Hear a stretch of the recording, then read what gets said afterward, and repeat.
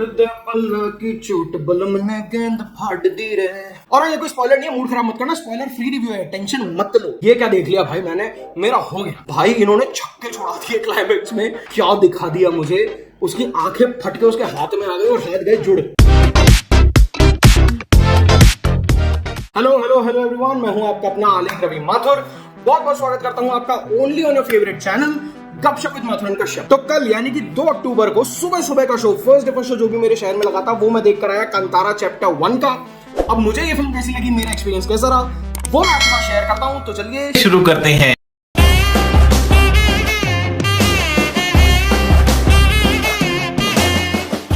तो भाई कांतारा चैप्टर 1 जो कि 2 अक्टूबर 2025 में रिलीज हुई है, उससे पहले बहुत जरूरी हो जाता है कांतारा के बारे में बात करना जो 2022 में रिलीज हुई थी। अब बात ऐसी है कि फिल्म बहुत बड़ी हो चुकी थी, उसे हिंदी में डब कर चुके थे। उसके बाद करीब 2-3 हफ्ते बाद में जाके फिल्म फाइनली देख कर आया। एंड सच बताऊं, आखिरी आधे घंटे से पहले मैं शॉक था कि इस फिल्म के बारे में इतना शोर शराबा क्यों हो रहा है, ऐसा तो कुछ भी नहीं है पिक्चर में। और फिर आया फाइनली फिल्म का आखिरी आधा घंटा एंड मेरे दिमाग के पर खच्चे उड़ गए कि ये क्या एक्टिंग है, ये क्या परफॉर्मेंसेस हैं, ये क्या सीन लिखा हुआ है, ये किस तरीके से फिल्माया गया है, भाई ये क्या चीज है। एंड जब फर्स्ट फिल्म इतना आउटस्टैंडिंग, इतना एक्स्ट्राऑर्डिनरी एक्सपीरियंस आपको दे देना, तो अपने आप एक छोटा सा ना एक डर अंदर आ जाता है कि यार सेकंड फिल्म तो नहीं मैच कर पाएगी ना इस चीज को, क्या ये कर पाएगी या नहीं। ये वाला डर हमेशा आपके अंदर रहता है। मेरे अंदर भी वही डर था कि यार नहीं हो पाएगा शायद, मतलब दोबारा तो रिक्रिएट कैसे ही हो सकती है वो चीज। जो एपिकनेस जो डिविनिटी फर्स्ट पार्ट के क्लाइमेक्स में इन्होंने क्रिएट कर दी थी, उसे रिक्रिएट करना मेरे हिसाब से तो पॉसिबल नहीं था। बट भाई साहब जादू हो गया, रोंगटे खड़े हो गए, गूज बम्स आ गए और सिर्फ एक बार नहीं आई। शुरू करते हैं प्लॉट से।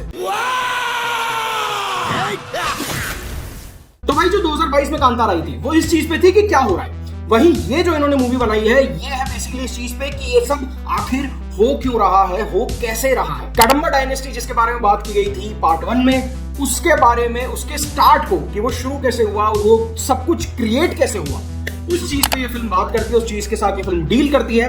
सो बात ऐसी है कि कांतारा यानी कि डिवाइन फॉरेस्ट, या फिर जैसा कि इस फिल्म में बोला गया है ईश्वर का मधुबन, उसके अंदर कुछ ऐसी चीजें हैं, कुछ ऐसी शक्तियां हैं, कुछ ऐसी दिव्यता है कि लोग उसके पीछे पड़े, उस पर अपना हक जमाना चाहते हैं। अब कांतारा के पीछे एक तो बांग्ला डायनेस्टी पड़ी है, साथ ही कडपा आदिवासियों का भी झुंड दिखाया गया है जो कि इसके पीछे पड़ा हुआ है। वहीं कांतारा के लोग अब चाहते हैं कि वो कांतारा से बाहर निकले, कांतारा में जो इतनी सारे चीजें हैं, इतने सारे प्रोडक्ट्स हैं, उनका व्यापार करें, जिससे कांतारा भी फले फूले, एडवांस और टेक्नोलॉजी में आगे बढ़े, वहां के जो बच्चे हैं वो जिंदगी में आगे बढ़ सकें। और इसमें उनका लीडर बनता है बैरमे। अब बैरमे जो है ऋषभ शेट्टी खुद ही प्ले कर रहे हैं, वो इस फिल्म के डायरेक्टर भी हैं, लास्ट में भी वही लीड एक्टर थे, डायरेक्टर थे। वहीं जो बांग्ला साम्राज्य उसके महाराज है राजशेखर, जो प्ले कर रहे हैं हमारे जयराम साहब। उनके 2 बच्चे हैं, एक है गुलशन देवैया जो प्ले कर रहे हैं कुलशेखर, और दूसरी उनकी बेटी है रुक्मिणी मिसल। अब पूरी फिल्म का लब्बो लबाब यही है कि सबको कांतारा चाहिए, कांतारा के अंदर जो भी चीजें हैं वो चाहिए, उस पर हक जमाना है। और कांतारा के लोग जिनको ये अछूत मानते हैं, जिनको ऐसा मानते हैं कि अगर इन लोगों ने किसी चीज को हाथ लगा दिया तो वो चीज अब गई, भस्म कर दो, खत्म कर दो, मार दो उस चीज को, वो अपने हक के लिए लड़ रहे हैं, अपने उस जंगल के लिए लड़ रहे हैं, अपने देवों के लिए लड़ रहे हैं, क्योंकि उन्होंने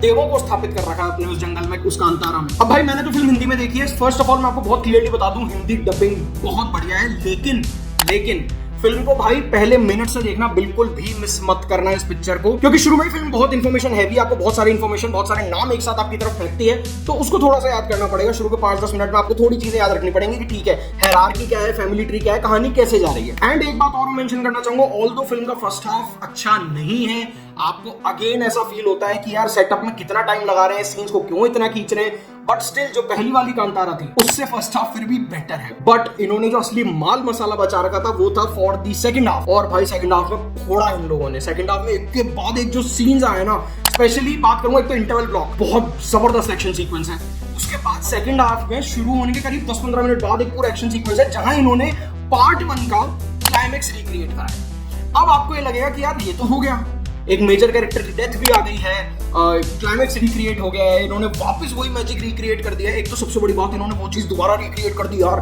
मुझे बिल्कुल उम्मीद नहीं थी कि वो परफॉर्मेंस वापस हो सकती है, वो डिविनिटी, वो एपिकनेस वापस आ सकती है। इन्होंने उसको भी लेवल अप कर दिया, ये लास्ट टाइम से बेटर सीन दे गए। उसके बाद जब आपको लगेगा कि शायद हो गया, अब क्या हो सकता है, क्लाइमेक्स में सुपर कैसे जाएंगे, भाई इन्होंने छक्के छोड़ा दिए क्लाइमेक्स में।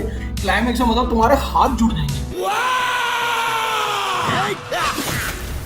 कास्ट की बात करूं तो 4 प्रोमिनेंट लोग हैं। एक है ऋषभ शेट्टी, भाई ये आदमी क्या करता है, कैसे करता है, मैंने ज्यादा इनका काम नहीं देखा। मैंने गरुड़ा गमना ऋषभ गुहाना देखी थी, देन मैंने कांतारा देखी, एंड देन ऑफ कोर्स अब कांतारा चैप्टर 1 देखी है। भाई ये आदमी गोल्ड है, ये पता नहीं क्या चीज है, ये कैसे करता है, इस आदमी ने कांतारा चैप्टर 1 का मैजिक फिर रिक्रिएट कर दिया।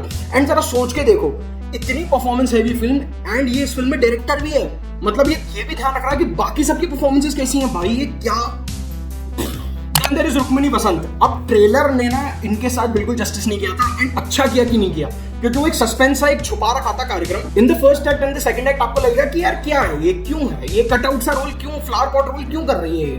बट थर्ड एक्ट में जब सस्पेंस खुलेंगे कि वो क्या है, वो क्या करती है, वो क्या कर सकती है, बहुत बढ़िया काम है रुक्मिणी बसंत का। फर्स्ट ऑफ ऑल एक तो बहुत सुंदर लगी है एंड बहुत जबरदस्त काम किया उन्होंने। And then there is Jayaram bhai, उनको क्या ही कह सकते हो आप, वो आदमी कुछ भी करता अच्छा लगता है। इसी फिल्म में उसके 3 शेड है, उन्होंने तीनों नेल करे, खास करके क्लाइमेक्स में भाई मजा आ गया उनको देख के। अच्छा, फिल्म का जो एक लौटा वीक लिंक मुझे लगा दैट वाज गुलशन देवैया। उस कैरेक्टर से मुझे इरिटेशन भी हो रही थी, उस कैरेक्टर से मुझे कोफ्त भी हो रही थी। मुझे ऐसा लग रहा था कि क्या क्यों लिखा है कैरेक्टर इस तरीके से, बहुत ही अजीब सा कैरेक्टर राइटिंग है। Gulshan Devaiah is a very very brilliant actor, very good actor, लेकिन भाई कुछ दिया नहीं ना उसको करने को। सबसे पहले तो ऋषभ शेट्टी की performance, it is for ages. एक चीज, अगर आपने उतना ऊंचा खेल दिए उसके बाद आप उसको रिक्रिएट कर रहे हो और उसमें भी लेवल अप पहुंचा रहे हो, मैं देखता रह गया भाई ऋषभ शेट्टी को। एंड आई गारंटी जो ये फिल्म देखेगा ना, ऋषभ शेट्टी का फैन बन के थिएटर से बाहर निकलेगा। देन भाई जो फिल्म की स्ट्रॉन्ग स्टोरी है, कल्चरली बहुत स्ट्रॉन्ग स्टोरी, मतलब आपको लगेगा कि हाँ यार ये रूट से जुड़ी हुई कहानी है, ये भूलते नहीं अपनी जड़ों को, जो कि फर्स्ट पार्ट में भी था, इन्होंने फिर वही चीज करी और बहुत अच्छे से करी है। ऑल्सो भाई वीएफएक्स एक दो जगह छोड़ के, मैं मानता हूँ प्री क्लाइमेक्स में एक जगह मेरे को भी फील हुआ कि यार ये तो बहुत नकली लग रहा है, except that VFX is outstanding. देखता रहेगा मैं कमी ढूंढता रहेगा, मुझे मिली नहीं। इतने एपिक सीन्स क्रिएट करे ना इन लोगों ने VFX के थ्रू, और कुछ जगह तो VFX इतना क्लीन है कि आपको पकड़ में नहीं आएगा कि VFX हो रहा है। एक जगह पे वायर वर्क के साथ ही कर सकते हो, लेकिन VFX उसको और जबरदस्त बनाया है। एक जगह किसी के अंदर देव आ गया है और वो ह्यूमन बॉडीज को ऐसे ऐसे करके पटक रहा है भाई, वो इतना क्लीन और इतना मजेदार है ना देखने में, मैं तुम्हें क्या बताऊं। ऑल्सो भाई फिल्म का बहुत बहुत बड़ा प्लस है इसका BGM, वो जो डमरू का साउंड है, वो जो म्यूजिक जिस तरीके से यूज किया गया ना सीक्वेंसेस में। हाँ, एक तो जगह फाइट सीक्वेंसेस में मुझे ओकेश में लगा कि यार ज्यादा ही हो रहा है थोड़ा। अब माइनसेस की बात करूं तो भाई इन लोगों का ह्यूमर, मैं पक गया, मैं थक गया, मैं परेशान हो गया। एक तो जगह ठीक है, बहुत सीरियस सीन चल रहा है, कुछ जरूरी काम हो रहा है फिल्म में, फालतू का ह्यूमर डाल रखा है, अजीब से उसमें डायलॉग्स लिख रखे हैं। आई मीन सीरियसली यार क्यों कर रहे हो ये? एक वॉर सीन है, इतनी बड़ी बात चल रही है अपने आप में, और दो कैरेक्टर्स ऐसे छिछोरपंती वाले डायलॉग्स में लगे हुए हैं, तो मैं क्या बताऊं। ऑल्सो भाई माइनस फिल्म का बहुत बड़ा है इसका फर्स्ट हाफ का जो स्लगिश पेस है, बीच बीच में इतना स्लो हो जाता है, सीन इतने खींच दिए हैं कि आपको वापस कांतारा 1 की याद आने लग जाएगी कि भाई ये शायद एंड में ही मचाएंगे जो मचाएंगे। ऑल्दो फिल्म टेक्निकली बहुत स्ट्रॉन्ग है, सिनेमेटोग्राफी भी अच्छी है, लेकिन कुछ कुछ जगह सिनेमेटोग्राफी इतनी मिड है और कुछ कुछ जगह तो बिल्कुल ही बकवास सिनेमेटोग्राफी करती है इन लोगों ने। आई वाज लाइक भाई ये अच्छा करते करते एकदम से ये क्या कर दिया है, क्या शॉट्स लिए। एंड जो लास्ट माइनस मेरे हिसाब से एक कैरेक्टर है पिक्चर में जिसके साथ एक बहुत बड़ा सस्पेंस जुड़ा हुआ है, जो कि क्लाइमेक्स में आगे खुलता है, वो कहीं ना थोड़ा सा ध्यान से देखोगे ना, प्रेडिक्ट कर लोगे। वो मुझे एक चीज लगी कि वो सस्पेंस ऐसा होना चाहिए था कि दिमाग फाड़ देता।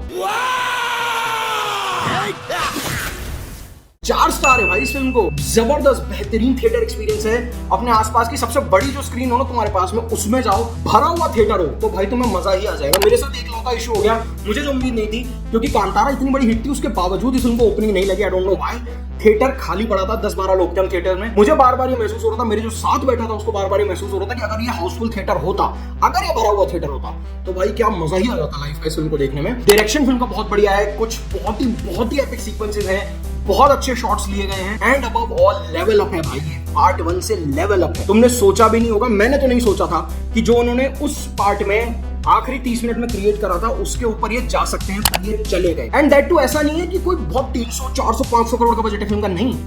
जब तुम फिल्म को देखोगे तुम्हें महसूस होगा कि जो एक एक पैसा लगा है ना, उसकी कीमत इन लोगों को पता थी, इन लोगों ने उस एक एक पैसे को यूज करा है। और फिल्म का बजट 125 करोड़ है। हमारे कल्चर को, हमारे भगवानों को जिस तरीके से इज्जत दी गई है, जिस तरीके से फिल्म में उनका स्क्रीन प्ले में यूज किया गया है, वो बहुत बढ़िया है। लेकिन एक स्टैट्यूटरी वार्निंग भी दे रहा हूँ, फिल्म में गाली का इस्तेमाल किया गया एक दो जगह पे। अब आई डोंट नो लोग उसको कैसे लेंगे, भगवान के बारे में फिल्म है, भगवान के बारे में बात करने वाली फिल्म है, लेकिन गालियों का इस्तेमाल एक दो जगह किया गया है और बहुत क्लियर किया गया। मुझे नहीं पता सेंसर ने उसको क्यों नहीं काटा है, but still I would say definitely जाइए, अपनी फैमिली के साथ जाइए और वो डिविनिटी फील करिए। आपको ये फिल्म हाथ जोड़ने पे, भगवान को याद करने पे मजबूर कर देगी, इस बात की गारंटी मैं लेता हूँ। तो अब अगर तुम वीडियो में यहाँ तक आ गए हो, मतलब तुम्हें वीडियो पसंद आया ही होगा, तो वीडियो को लाइक कर देना, शेयर कर देना, बढ़िया बढ़िया कमेंट लिखना, बताना अगर फिल्म देख लिए तो कैसे लगी, और नहीं देखिए तो कब जा रहे हो देखना, देखो यार जल्दी से। सनी संस्कारी का भी रिव्यू बहुत ही जल्दी आ जाएगा चैनल पे, उसके लिए वेट कर लीजिएगा। एंड बस मिलते हैं आपसे बहुत जल्दी। जय श्री राम, वंदे मातरम।